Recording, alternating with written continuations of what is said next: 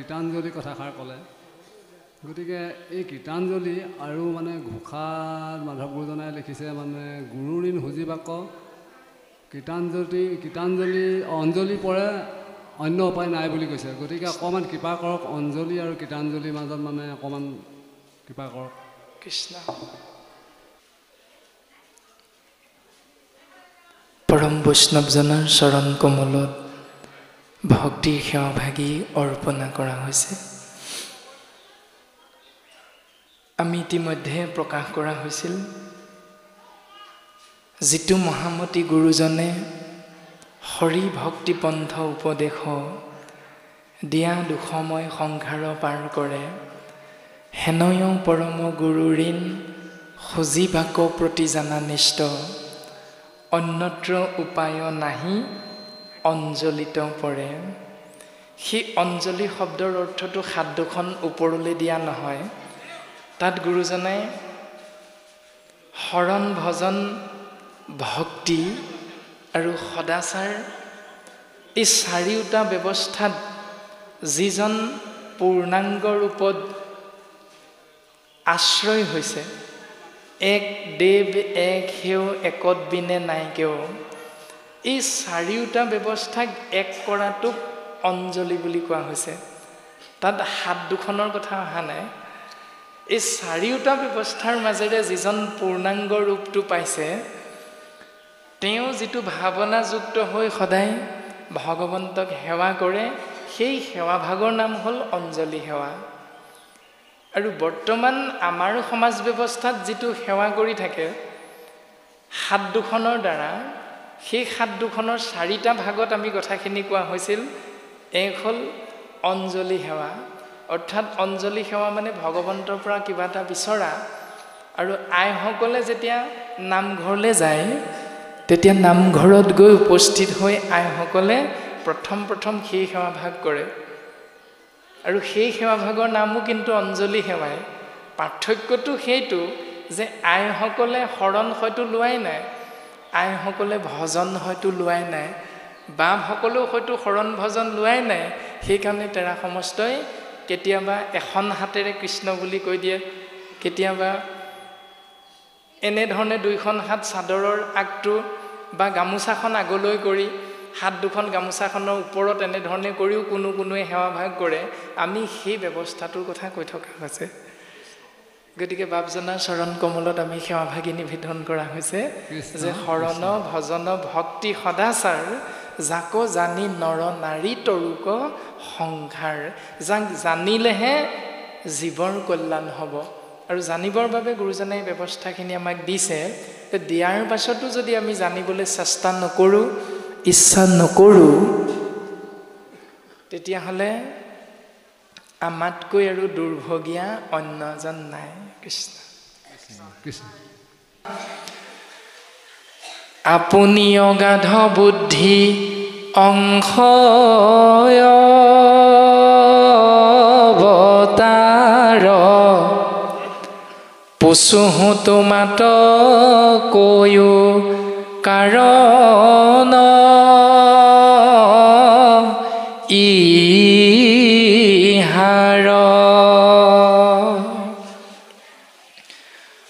তুমিওতো ভগৱন্তৰ অংশ অৱতাৰ হে দেৱঋষি নাৰদ মই এই বেমাৰটোৰ ঔষধটো বিচাৰি পোৱা নাই মই তোমাকে সুধিছোঁ হে দেৱঋষি নাৰদ তুমি মোৰ বেমাৰটোৰ ঔষধটো দিয়া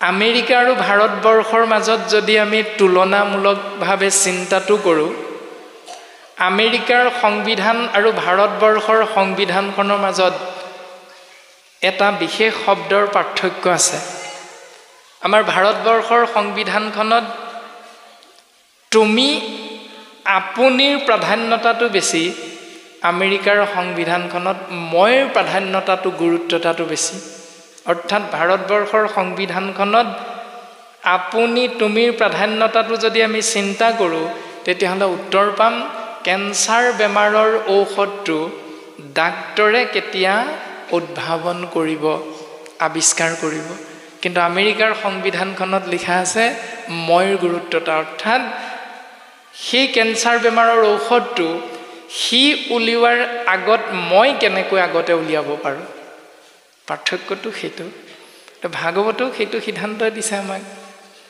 যে তেওঁৰ কি ভুল আছে সেইখন সমাজৰ নীতি নিয়ম কি ভুল এইটো ভাগৱত দৰ্শন নহয় ভাগৱত দৰ্শন হ'ল মোৰ মনটোৰ লগত মোৰ শৰীৰটোৰ লগত মোৰ বাক্যৰ লগত কোন কেইটা নিয়ম ভুল হৈ আছে সেইটো শুদ্ধ কৰি ল'ব লাগে এইটো ভাগৱত দৰ্শন ভাগৱত দৰ্শন আত্মবিশ্লেষণ অৰ্থাৎ নিজক চিনি পাবলৈ শিকা তেওঁ কি ভুল কৰিছে এইটো চাই থাকিবলৈ আমাক ঠিকাটো কোনেও দি থৈ যোৱা নাই গতিকে আমি সেইবিলাক ঠিকা লৈ সমাজৰ দায়িত্ব পালন কৰিবলৈ বৰ বেছি চিন্তা কৰাতকৈ মোৰ লগত মোৰ ভাৱনাৰ লগত মোৰ মনৰ লগত মোৰ শৰীৰটোৰ স্বভাৱ চৰিত্ৰটোৰ লগত ভাগৱতে কোৱা কোনটো নিয়ম বিয়োগ হৈ আছে তাক আমি যোগ কৰি ল'ব লাগে এইখিনি কথা ভাগৱতে আমাক সুন্দৰভাৱে সিদ্ধান্ত দিছে ও যিটো বাক্যে নাই নাম কৃষ্ণৰ চৰিত্ৰ উচিষ্ট গৰ্তটো কৰি সিহিয় পবিত্ৰ আমি মুখেৰে উচ্চাৰণ কৰা প্ৰত্যেকটো বাক্যত কৃষ্ণ নামটো যদি যোগ হৈ থকা নাই তেতিয়াহ'লে সেই বাক্যবিলাকক উচ্ছিষ্ট গৰ্তটো কৰি সি অপবিত্ৰ বুলি কৈছে উচ্ছিষ্ট মানে এৰেহা গৰ্ত মানে গাত অপবিত্ৰ মানে লেতেৰা আমি খাই যিবিলাক এৰি থৈ যাওঁ পাতখনৰ সহিতে সেই ব্যৱস্থাখিনি আমি সামৰি সুতৰি য'ত পেলাই দিমগৈ সেই স্থানডোখৰৰ নাম আমাৰ অসমীয়া সমাজত চোৱা পাতনি বুলি কয় ৰাতিপুৱা বিচনাত চকুকেইটা মেলাৰ লগে লগে ৰাতি পুনৰ 10 বজাত বিচনাত চকুকেইটা জপাই দিয়া সেই সময়খিনিলৈকে আমি এই সংসাৰখনত ঘূৰি ফুৰোতে যিমান ব্যক্তিক লগ পাম সেই ব্যক্তিসকলৰ লগত আমি যিমানখিনি কথা আলোচনা কৰিম সেই কথাখিনিৰ মাজত যদি কৃষ্ণ নামটো নাই সোমোৱা তেতিয়াহ'লে প্ৰত্যেকটো বাক্যই চোৱা পাতনিতকৈও লেতেৰা বাক্য বুলি কৈছে যিজন মানুহে সেই নিয়মটোকে সদায় পালন কৰি আছোঁ সেই মানুহজন কিমান লেতেৰা হ'ব পাৰে আমি চিন্তা কৰিব লাগে আৰু সেই মানুহজন কেনেবাকৈ মই হৈছোঁ নেকি আকৌ এইটো নিজক সুধিব লাগে সেইটোৱে হ'ল ভাগৱত দৰ্শন কিয়নো আকাশে সঞ্চৰে ৰবি ৰথ যেন বায়ু সূৰ্যৰ লগতে জগতৰ হৰৈ আয়ু আকাশ মাৰ্গত পূব প্ৰান্তত যেতিয়া সূৰ্য উদয় হয় পশ্চিম প্ৰান্তত যেতিয়া সূৰ্য মাৰ যায় সেই সময়খিনিৰ ভিতৰত এজনে অন্যজনক সুধিলে বোলে বাপু তোমাৰ বয়সটো কিমান তেতিয়া আমি আমাৰ বয়সটোৰ কথা কৈ দিম যদি আজি মঙ্গলবাৰ যদি আজি বুধবাৰ যদি আজি বৃহস্পতিবাৰ তেতিয়াহ'লে সেই বাৰটো অনুসৰি আমি নিজৰ বয়সটোৰ কথা কৈ দিম আৰু যেতিয়া সূৰ্য পশ্চিম দিগন্তত মাৰ গৈ আন্ধাৰ হ'ব পাছদিনা যেতিয়া আকৌ পূব প্ৰান্তত সূৰ্যৰ উদয় হ'ব তেতিয়া আমাক যদি সোধে বোলে বোপা তোমাৰ বয়স কিমান যদি আগদিনা কৈছিলোঁ 5 দিন কিবা এটা বছৰ কৈ পানি তেতিয়া 5 দিনা আমি কম 6 দিন অৰ্থাৎ সূৰ্যৰ লগতে জীৱৰ আয়ুসবিলাক গণনা কৰা যায় ভাগৱতে এই সিদ্ধান্তটো দিছে আৰু সেই বৰ্ষটোৰ ভিতৰত যিজনে একক্ষণ মানে যিটো শুনৈ কৃষ্ণ কথা তাৰ বিনে আনৰ জীৱন যায় বৃথা সেই সময়খিনিৰ ভিতৰত যিজনে এক মুহূৰ্তৰ বাবে কৃষ্ণ কথা শুনাৰ সৌভাগ্যৱন্ত হ'ল সেই সময়কণৰ বাহিৰে যিমান বছৰ যিমান দিন যিমান মাহ এজন ব্যক্তিয়ে মনুষ্যই এই সংসাৰত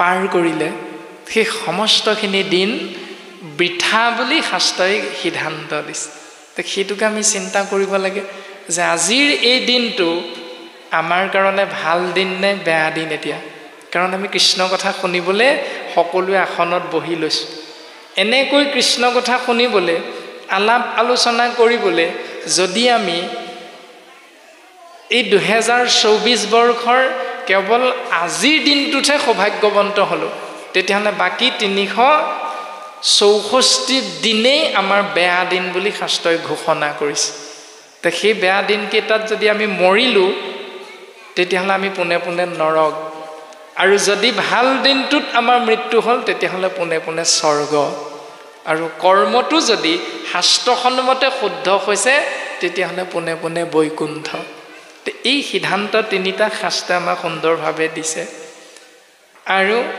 দেৱৰ্ষি নাৰদে ব্যাসক কৈছে হে ব্যাস তোমাক মই তোমাৰ বেমাৰটোৰ ঔষধটো দিব বিচাৰিছোঁ শুনা এৰাম নাৰদ বদতি মহা ঋষি শুনা ব্যাস তুমি সি কৰিলা সবে জগতকে নাশ নিৰন্তৰে পশুৰ লৱাইলা তুমি প্ৰাণ নাহি মন্দ কৰ্ম আৰ হিহাৰ সমান ব্যাস তুমি গোটেই জগতখন ধ্বংস কৰি পেলালা কেনেকৈ কিয় সিদ্ধান্ত দিছে নিৰন্তৰে পশুৰ লোৱাইলা তুমি প্ৰাণ তুমি বিনা কাৰণত পশু পক্ষীবিলাকৰ প্ৰাণ হৰণ কৰা যিটো নিয়ম তুমি 4 বেদ 14 শাস্ত্ৰ 17 পুৰাণত প্ৰকাশ কৰিলা নাহি মন্দ কৰ্ম আৰু ইহাৰ সমান ইয়াতকৈ বেয়া কৰ্ম আৰু বেলেগ একো নাই ব্যাস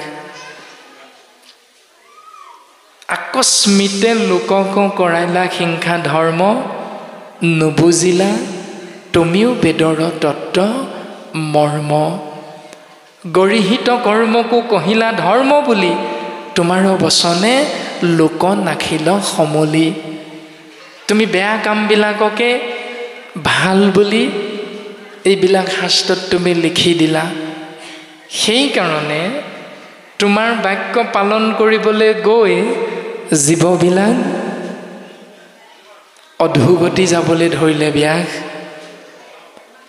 স্বভাৱে লম্পট বিষয়ত অনুৰাগ স্বৰ্গ পাইব বুলি ৰংগে কাটে শংখ ছাগ স্বাভাৱিকতে মনুষ্য নামৰ জীৱবিলাক বিষয়ত অনুৰক্ত লম্পট তেওঁলোকে স্বৰ্গলৈ যাব পাৰিম বুলি তুমি বান্ধি দিয়া সেই নীতি নিয়মবিলাককে পালন কৰিবলৈ যৎপৰোনাস্তি চেষ্টা কৰিলে কৰৈ নানা হিংসা ধৰ্ম নানা দেৱ পূজৈ পুণ্য ক্ষণ ভৈলে দোনাই নৰকত মজৈ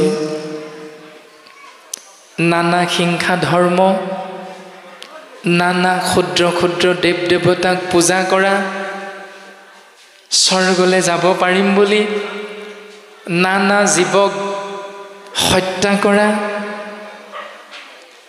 ইয়াৰ দ্বাৰা জীৱবিলাকে পৰম গতিৰ বিপৰীতে অধোগতি হ'ল সেইকাৰণে সেই ব্যাস যদি জ্ঞানী গণে তাক কৰৈ নিবাৰণ আউৰ তাৰ বাক্যক নমানৈ একোজন যদি এটা সময়ত কোনো জ্ঞানী পুৰুষে কয় যে হেৰা ইমান মৰমত পোহপাল দিয়া হাঁহ পাৰ ছাগলী কুকুৰা গৰু মহ আদি পোহনীয়া জন্তুবিলাকক জীৱবিলাকক কেইটামান টকা বেছিকৈ পাম বুলিয়ে সেই ক্ষুদ্ৰ দেৱতা দুৰ্গা দেৱীৰ আগত হত্যা কৰাৰ যি বলি দিয়াৰ নিয়ম, এইটো ব্যাসে ক'লে বুলিয়ে আমি নকৰোঁচোন দিয়া। এই বুলি যদি কোনো এজন জ্ঞানী পুৰুষে নিয়মটোত বাধা প্ৰদান কৰে, তেতিয়া বাকীসকলে সেই জ্ঞানী পুৰুষজনক কি বুলি ক'ব জানানে ব্যাস? অ বোলৈ উপালম্ভ কৰি বচন খণ্ডিত ব্যাসতো অধিক ভৈল হেহেন্তে পণ্ডিত। সেই ব্যক্তিজনৰ বাক্যবিলাক অমান্য কৰি প্ৰকাশ কৰিব,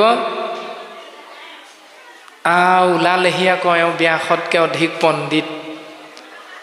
হেৰৌ স্বয়ং ব্যাসেই কৈ থৈ গৈছে এইবিলাক কথা আমাক পালন কৰিবৰ বাবে। এইজন আকৌ ওলালেহি চোৱা ব্যাসতকৈ পণ্ডিত। কোনে মানিব তোমাৰ কথা? নাই নাই, আমি তোমাৰ কথা মানিবলৈ নাই। এই বুলি সেই জ্ঞানী ব্যক্তিজনক কিন্তু বাকীবিলাকে উপলুঙা কৰিব, ইটিকিং কৰিব, ককৰ্থনা কৰিব ব্যাস। গতিকে প্ৰত্যক্ষ আৰু পৰোক্ষ ৰূপত কেৱল তোমাৰ গাতে দুখটো আহি পৰিব ব্যাস। গতিকে তুমি সময় থাকোঁতে অকণমান চিন্তা কৰা। এইৰামে প্ৰকৃতি কহিলা তুমি আনহে ধৰ্ম ক, নকৈলা প্ৰখ্যাত কৰি কৃষ্ণ কীৰ্তন ক। তুমি পোনপটীয়াভাৱে 4 বেদ 14 শাস্ত্ৰ 17 ভাগী পুৰাণত কেৱল আন দেৱ ধৰ্মবিলাকৰ কথাহে ক'লা, যিটো মায়াময় দেৱ ধৰ্ম। নকৈলা প্ৰখ্যাত কৰি কৃষ্ণ কীৰ্তন ক।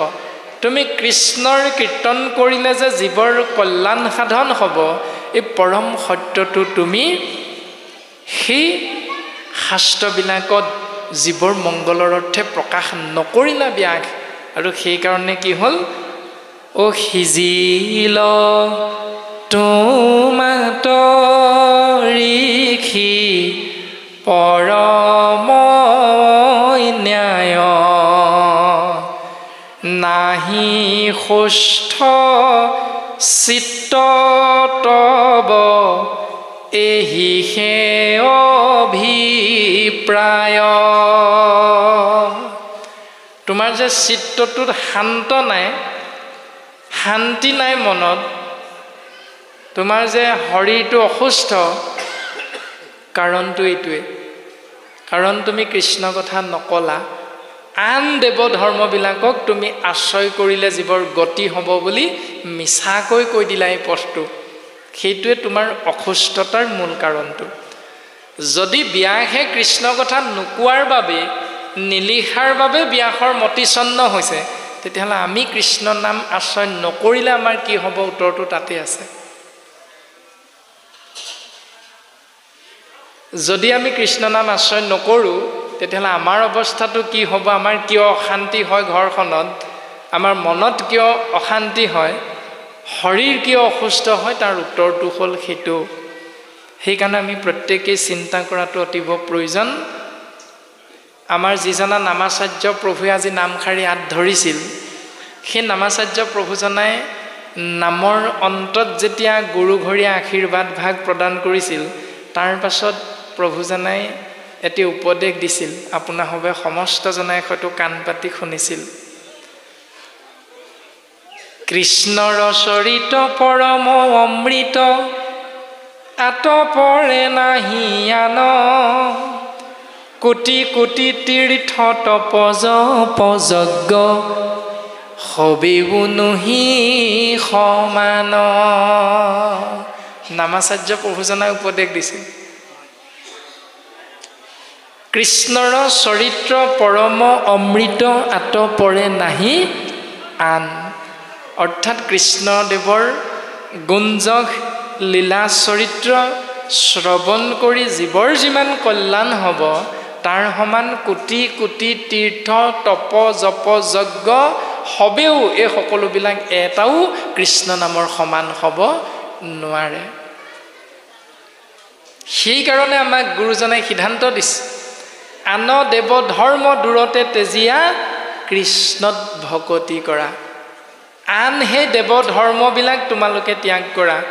ওম গণেশায় নমঃ এৰি দিয়া, ওম দুৰ্গায় নমঃ এৰি দিয়া, ওম নম শিৱায় শিৱৰাত্ৰি যিটো ব্যৱস্থা এইটো তুমি এৰি দিয়া। আন দেৱ ধৰ্ম, এই ক্ষুদ্ৰ ৩৩ কোটি দেৱ দেৱতাক পূজা কৰি তুমি যি জীৱন অতিবাহিত কৰি আছিলা সেইটোৰ দ্বাৰা জীৱৰ অধোগতি শাস্ত্ৰই স্পষ্টভাৱে প্ৰকাশ কৰিছে। গতিকে সেই অধোগতি পথটো ত্যাগ কৰি যদি পৰম গতি বিচাৰা তেতিয়াহ'লে তোমালোকে কেৱল কৃষ্ণৰ নাম লীলা গুণ যশ চৰিত্ৰ অমৃত তোমালোকে পান কৰা সেই জীৱ, তেতিয়াই তোমৰা হ'ব আৰু কল্যাণ সাধন হ'ব। আৰু সেই নীতি নিয়মবিলাক বাকী 4 বেদ 14 শাস্ত্ৰ 17 পুৰাণত কিন্তু নাই। আছে ক'ত? ভাগৱতে আমাক তাৰ সিদ্ধান্তটো দিলে। এৰা মোৰ উপদেশে কৰা ভাগৱত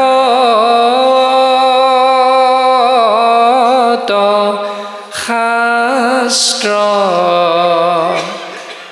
প্ৰচাৰক গোবিন্দৰ গুণ নাম মাত্ৰ। সেই ব্যাস মই তোমাক উপদেশ দিছোঁ, তুমি শুনা। তুমি আকৌ এভাগ শাস্ত্ৰ প্ৰণয়ন কৰা যাৰ নাম হ'ব মহাভাগৱত, য'ত নাথাকিব অন্য দেৱতাৰ নাম, য'ত থাকিব কৃষ্ণ গুণ নাম। সেইকাৰণে মাধৱ গুৰুজনাই অপূৰ্ব সৃষ্টি নামঘোষা শাস্ত্ৰত উল্লেখ কৰিছে, বৈকুণ্ঠৰ কল্পতৰু ভাগৱত শাস্ত্ৰ ঐহাৰ উত্তম ফল দান দক্ষিণা মাত্ৰ। আছেনে এই বুলি লিখা আছেনে পদবন্ধে? নাই। কি বুলি লিখা আছে? বৈকুণ্ঠৰ কল্পতৰু ভাগৱত শাস্ত্ৰ ইহাৰ উত্তম ফল পূজা পাৰ্বণ মাত্ৰ। আছে নাই এই বুলিও নাই। সকলোৱে জানে আপোনাৰ হবে বৈকুণ্ঠৰ কল্পতৰু মহাভাগৱত শাস্ত্ৰত ইহাৰ উত্তম ফল হৰিনাম মাত্ৰ বুলিহে কৈছে। অৰ্থাৎ ইয়াত কেৱল আছে কৃষ্ণ গুণ নাম, ইয়াত নাই কি শ্ৰাদ্ধ পিণ্ড যাগ যজ্ঞ পূজা পাতল দান দক্ষিণা ভোজনী মুণ্ডন এটা কথাও ভাগৱতত নাই। সেইকাৰণে 4 নম্বৰ স্কন্ধত দেৱঋষি নাৰদৰ দ্বাৰা 10 প্ৰচেতসগণৰ আগত প্ৰকাশ কৰিছে, বৃথা কথা কৈ কিষ কমৰস শাস্ত্ৰৰ তত্ত্ব নধৰি ভোজনী শৰাধে একো কেনৰাধৈ কিষক নুবুলি হৰি। সেই জীৱ যেতিয়ালৈকে তুমি কৃষ্ণ বুলি নকবা, যেতিয়ালৈকে তুমি কৃষ্ণ নামত সুদৃঢ় বিশ্বাসে শৰণ গ্ৰহণ নকৰিবা, তেতিয়ালৈকে শ্ৰাদ্ধ পিণ্ড দান দক্ষিণা পূজা পাতল যাগ যজ্ঞ একোৱেই তোমাক এই সংসাৰৰ পৰা তৰাই দিব নোৱাৰে নোৱাৰে নোৱাৰে। সেইকাৰণে দেৱঋষি নাৰদে এই সিদ্ধান্তটো দিছে। 4ৰ্থ স্কন্ধত প্ৰাচীন বৰ্হিষী ৰজাৰ পুত্ৰ দশ প্ৰচেতকগণৰ আগত পুৰঞ্জন উপাখ্যানৰ জৰিয়তে সিদ্ধান্তটো দিছে। কোন ভাগৱতে ভোজনী সৰাধে নেও যজমান যজি আক পঢ়িবাক শুনিবে নোৱাৰে কাণ কৰে গজ গজি। কোন ভাগৱতে ক'লে ভোজনী দিলে জীৱৰ মংগল হ'ব? কোন ভাগৱতে ক'লে মুণ্ডন কৰিলে জীৱৰ কল্যাণ হ'ব? ভাগৱতৰ কোন পদবন্ধে ক'লে ছমহীয়া বছৰিকীয়া যজমান যজি থাকিলে সেই জীৱৰ কল্যাণ হ'ব? এবাৰো কোৱা নাই, এজোকা পদেও কোৱা নাই, এজোকা ছবিও কোৱা নাই, এজোকা দুলৰিও কোৱা নাই। তাৰ পাছতো এই উত্তম শাস্ত্ৰ ভাগৱত পঢ়ি পঢ়ি আপুনি মই কেৱল সেই পৰম্পৰাগত কৰ্মৰ মাজতেই জীৱনটো আবদ্ধ কৰি ৰাখিছোঁ। সেইটো হ'ল অজ্ঞানতা, ঈশ্বৰৰ মায়া। নামঘোষাত গুৰুজনাই অবিদ্যা বুলি সিদ্ধান্ত দিছে। নামঘোষা এনে এক উত্তম শাস্ত্ৰ যি শাস্ত্ৰৰ মাধ্যমেৰে জীৱই নিজৰ জীৱন অতিবাহিত নকৰিলে সেই জীৱই ঈশ্বৰৰ লগত কথা পতা, মত বিনিময় কৰা মাধ্যমটো সম্পূৰ্ণৰূপে বন্ধ। নামঘোষাক বাদ দি কোনোবাই ভগৱন্তক কথা পাতিব পাৰিব নেকি? কোনেও নোৱাৰে। স্পষ্টভাৱে এই সিদ্ধান্তটো আছে। আমি যিমানেই নামঘৰত যাম, যিমানেই আমি চাকি বন্তি জ্বলাবলৈ আগবাঢ়িম, যিমানেই আমি এজন ভকতক সেৱা কৰিম, সেই ভকতক সেৱা কৰা সেই ব্যৱস্থাটোত আমি যিমান প্ৰাৰ্থনা গাম, ঘোষা গাম, প্ৰত্যেক জোকা কেৱল নামঘোষাই আমাক দিছে। সেইকাৰণে নামঘোষাক যদি আমি বাদ দিওঁ আমাৰ জীৱনটোৰ পৰা, তেতিয়াহ'লে ভগৱন্তৰ লগত কথা পতা বাটটো সম্পূৰ্ণৰূপে বন্ধ।